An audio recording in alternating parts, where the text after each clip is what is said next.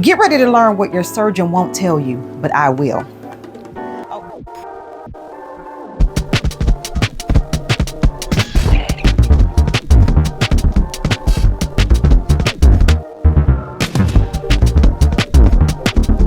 But everybody's Googling the BBL smell.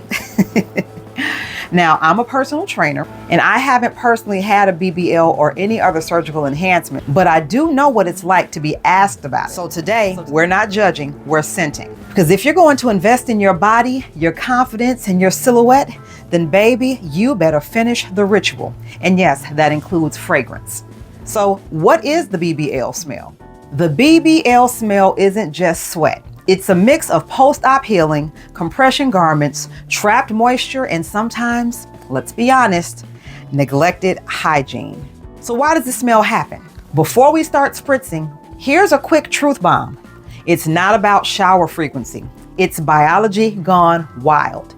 Dead fat cells, fluid that refuses to quit, and a compression garment that's tighter than skinny jeans after Thanksgiving. Mix in a little sweat, and boom, the room smells like a biology experiment. Now, surgeons will tell you the real cure is time and good wound care, and that's fair. But while you're waiting, smelling like a walking biohazard doesn't help your mental health, now does it? So that's where fragrance comes in, not to fix the wound, just to hide the evidence. It's not about being dirty, it's about being unprepared.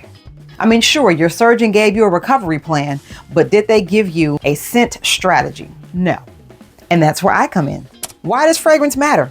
Fragrance isn't just about smelling good. It's about reclaiming your body after trauma. Post BBL, your body's adjusting. Your skin's healing, your confidence is recalibrating. And scent is how you anchor that new version of you. It's emotional armor. It's mood engineering. It's the final layer of your investment. Now, here's what you actually need. You don't need a perfume that screams. You need one that cleanses, comforts, and commands. So here's what to look for. Skin-safe formulas. No alcohol heavy sprays on healing skin. Go for body oils, milky lotions, or alcohol-free mists. Fresh but sensual notes. Think neroli, bergamot, soft musk, clean amber. You want to smell like you planned this transformation. Longevity without aggression. So you're layering over compression garments. So go for scents that cling to the skin and not to the fabric. So some good recommendations for this are Glossier You. It's soft, it's musky, it's intimate, and it smells like skin, but better. Another good one is MFK's Aqua Universalis. It's clean, it's citrusy, and it's elegant. And one of my favorites is Nemat Amber Oil. It's affordable, long-lasting, and blends beautifully with most body chemistries. Now, what you should not wear during this healing process are heavy white florals. Oh no. Tuberose, gardenia, maybe even jasmine. These can often turn sour and even cause nausea when mixed with certain odors. And other scents to avoid is anything labeled sport or fresh, which tend to evaporate in about an hour and might leave you smelling like a wet sock. So here are 3 fragrance application hacks to help make this process a success. Number 1, spray, then step back. So you want to hold the bottle about 8 inches from the faja and let the mist land like fairy dust. Number 2, rotate. So after about 2 days of wearing the same scent, switch to something else. Number 3, wipe first. Use an unscented alcohol-free wipe around the drains and let it dry, and then perfume your fabric. This process helps to avoid layering clean over funk. Here's your ritual whether you've had a BBL or just want to smell like you own your body. Shower with intention.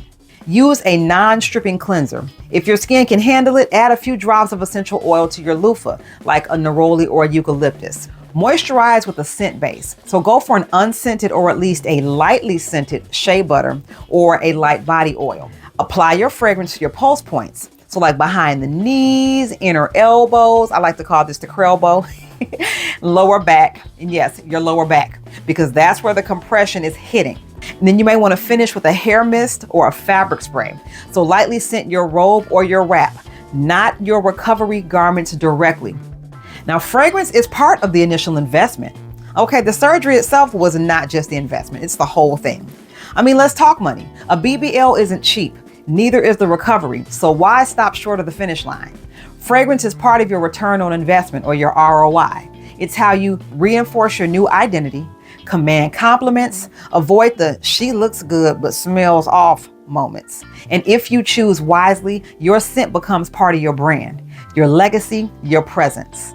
So whether you've had a BBL, are thinking about it, or just want to smell like you own your body, this is your reminder. Scent is strategy. If you found a miracle scent that survived your own recovery, drop it in the comments so the next girl can breathe easy. So yes, recovery smells weird, feels lonely, and seems like it lasts forever. And a good fragrance won't shrink the swelling, but it shuts up that little voice that says everyone notices the funk. And remember this phase is temporary, but feeling like yourself starts the second you stop smelling like a lab sample. So drop your go-to post-workout or post-op fragrance in the comments. And if you've ever Googled BBL smell, don't be shy. We're sharing rituals, not shame. And if you're looking to level up your lifestyle, one fragrance at a time, hit that subscribe button because we're building legacy through luxury. And until next time, I am Margarita, and you have an awesome day. Bye.